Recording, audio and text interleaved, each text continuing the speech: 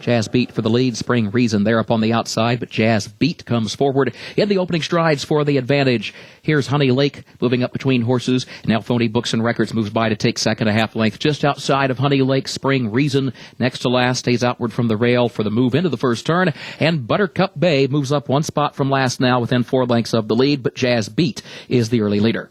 Jazz Beat leads it by a length. Honey Lake is second between horses, 3 parts of a length, and now by another length back to Phony Books and Records.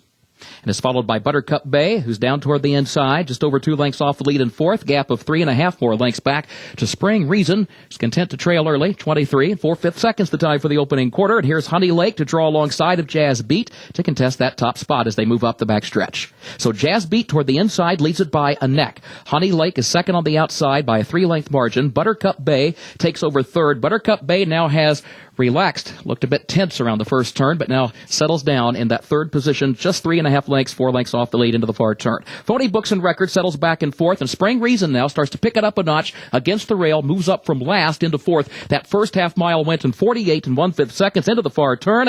It is Honey Lake to the outside, Jazz Beat to the inside, contesting the lead. Honey Lake in front by 3 parts of a length, and here's Buttercup Bay moving off the rail from third as they come toward the quarter pole, 3 lengths from the front, gap of 6 more back to Spring Reason. And Rosie Napravnik encouraging Spring Reason to pick it up.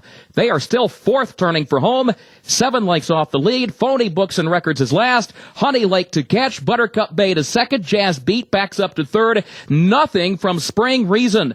Honey Lake has set sail past the 8th pole, and Honey Lake with a widening 6-length margin to Buttercup Bay. Jazz Beat, Spring Reason fourth. It is all Honey Lake to take the feature for John Court.